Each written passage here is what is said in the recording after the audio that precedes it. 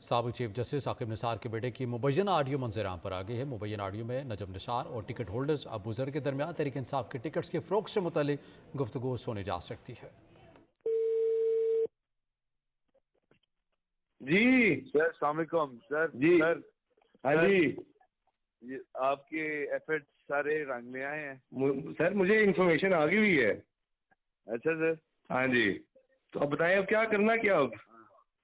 अभी टिकट तो छपवा रहे हैं, पहले ये छाप देना, ये इसमें लेट ना करें, टाइम बहुत थोड़ा है।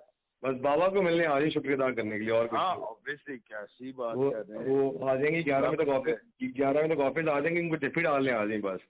उन्होंने बहुत मेहनत की है, बहुत मेहनत की है। बहुत ज्यादा। अच्छा नहीं, मैं सोच रही थी कि पहला अंकल को लावा या शामी टिकट जमा करा के आवा। वो मर्जी है तेरी, मर्जी है तेरी, वो देख, लेकिन को आज के दिन में मिल जरूर ली बाबा को बस। हाँ ऑब्वियसली, आज सीधा इमरान को लाना है। बस ठीक है। हाँ इंशाल्लाह। टिकट 12 बजे तक टाइम खत्म हो जाना है। टिकट छपवाएं, तस्वीर भेजें करें, और फिर वो करके आए फिर दफ्तर है। ठीक है।